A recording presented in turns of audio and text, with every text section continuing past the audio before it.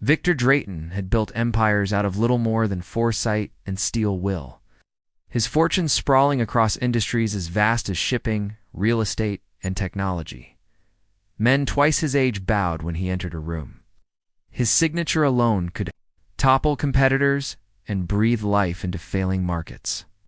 Yet for all the might of his billions, Victor carried a private grief that none of his wealth could touch. His only daughter, Amelia, once a child whose energy filled their cavernous mansion with laughter and song, sat bound to a wheelchair, her legs motionless since the accident that had shattered both her spine and Victor's illusions of control. Doctors had flown in from Zurich, Tokyo, and Boston, each armed with promises, each departing with apologies and empty hands. Months had bled into years of therapy, surgeries, and endless consultations, all met with the same cruel verdict: Amelia would never walk again. But worse than her paralysis was the silence that had crept into her spirit. Once mischievous and endlessly curious, she now rarely spoke, her wide blue eyes dulled, her smile a ghost that flickered and vanished before it could fully form. Even in the midst of her father's towering estate with its marble halls, fountains, in gardens groomed to perfection, Amelia seemed absent, a shadow of the child she had been, as though she had retreated into a world her father's money could not reach. On one particularly warm afternoon, Victor left a boardroom call unfinished to wander through the estate gardens, his mind heavy with figures and forecasts that suddenly seemed meaningless against the weight of his daughter's despair. The Drayton Gardens stretched for acres, designed by the best landscapers in Europe, their symmetry and elegance rivaling palace grounds. Yet to Victor, they felt empty, sterile, a gilded cage that mocked his helplessness. It was then, as he crossed the stone pathway near the terrace, that he heard something unusual. At first it was faint, a rhythm carried on the breeze, something between the shuffle of feet and the pulse of music. His brows knit as he followed the sound, curiosity pushing him past the rose arches and toward the wide flagstone courtyard, where Amelia often sat in her wheelchair to catch the sun. The sight that greeted him stopped him so suddenly that for a moment he thought he was hallucinating. There, in the middle of the terrace, a boy no older than 15 moved with an energy that seemed to defy gravity itself. His skin glistened with sweat, his dark face glowing under the afternoon light, his limbs cutting sharp fluid lines through the air. He was dancing not in the stiff, choreographed way of performance schools, but in a way that was raw, instinctive, born of both hardship and joy. His shoes were thin, their soles nearly worn through. His shirt was patched and threadbare, hanging loosely on his wiry frame, yet none of that diminished him.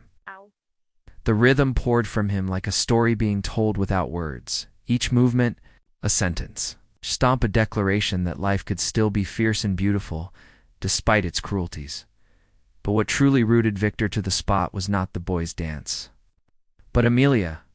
For the first time in months, perhaps years, his daughter was not slumped in silence or staring blankly into the distance. She was alive, her eyes wide with wonder, her hands clapping against the arms of her wheelchair in awkward but eager rhythm.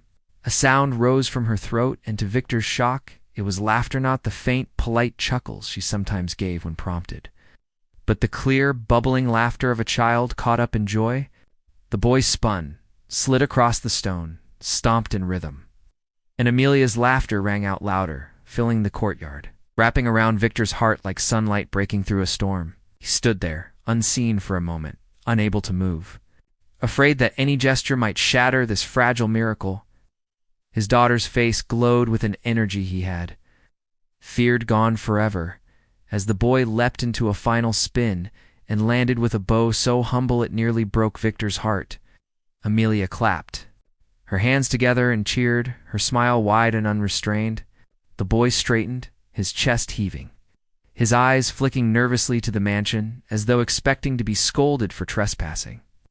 His expression was a mixture of pride and fear-pride at what he had given, fear of what it might cost him. For the first time, Victor noticed just how out of place the boy seemed amid the manicured perfection of the estate. His clothes spoke of poverty, of nights spent working instead of studying, of struggles Victor's billions could barely imagine. His shoes were split at the edges, his knees dusty, his hair cropped short but uneven, as though trimmed by necessity rather than style. Everything about him screamed that he did not belong here. And yet, Victor thought with a pang of awe, he had accomplished something no doctor, no therapist, no parade of experts had managed. He had drawn Amelia out of her silence, had made her laugh, had reminded her that joy was still possible. Victor's first instinct was anger, who had allowed this boy onto his property. Where were the staff? Was this a breach of security? But the indignation withered almost instantly, replaced by something far rarer in his world: humility. He had built skyscrapers, commanded boardrooms, controlled markets with the sweep of his pen, but here was a boy, poor and untrained, who had done what Victor's fortune could not. He had reached Amelia, had touched her soul. And as Victor stood watching, his chest heavy with emotions he had long buried beneath layers of control and pride, he realized that the boy's dance was not a performance meant to impress the wealthy. It was an offering, given freely, with no expectation of reward, an act of courage from someone who had nothing, for someone who had lost everything. Amelia turned her head then and saw her father standing at the edge of the courtyard. Her eyes, bright and shimmering, locked onto his, and she whispered, "Daddy, he makes me feel alive again." The words, simple and fragile, struck Victor harder than any business blow he had ever endured. His vision blurred, and for the first time in years, tears pricked his eyes. He looked from his daughter to the boy, who stood frozen, uncertain whether he would be welcomed or cast out. The world seemed to pause, the birds quiet, the wind still, as though waiting for Victor to decide. For several long moments, Victor stood rooted to the stones, his breath caught somewhere between disbelief and awe, his daughter's words echoing in his chest like a prayer he had thought long forgotten. And in those moments, the boy remained utterly still, his wiry frame taut with apprehension, as though bracing himself for the inevitable scolding. Yet in his eyes flickered a kind of defiance. Too, the kind born only of a life spent surviving where mercy was scarce. Victor took in every detail: the way his chest rose and fell from exertion, the ragged state of his shoes, the uncertain tremor in his hands as he held them close to his sides, as though ready to bolt if danger appeared. And for the first time in many years, Victor, the billionaire whose empire had taught him to see people in terms of profit and loss, felt utterly unsure of what to say, until Amelia's voice, thin but clear, broke the silence again. "Please, Daddy, don't send him away." Her fingers clutched the arms of her chair, her eyes wide with a kind of plea Victor had not seen since the accident. And he realized that this boy's presence had sparked something in her that all the machines, specialists, and therapies had failed to ignite: a spark of desire, of joy, of life itself. Slowly, Victor exhaled and stepped forward, the gravel crunching beneath his polished shoes, and the boy stiffened further, like a deer cornered, until Victor stopped a few feet away and spoke in a tone far gentler than his boardroom baritone. "What's your name, son?" The boy blinked, clearly startled by the absence of fury, then swallowed hard and murmured, "Jamal, sir."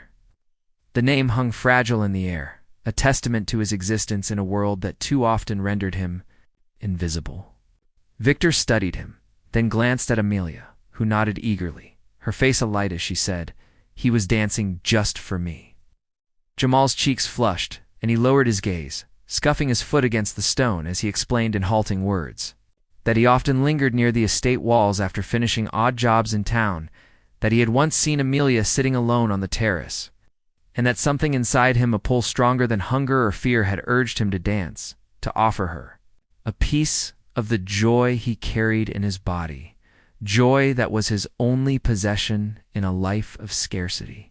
He spoke of his mother, who worked long hours scrubbing floors, of his younger siblings who depended on him to fetch scraps and coins, and of how he had learned to dance on cracked sidewalks with nothing but the rhythm of his own heartbeat to guide him, because when he danced, hunger and hardship fell away, and in those moments he was free.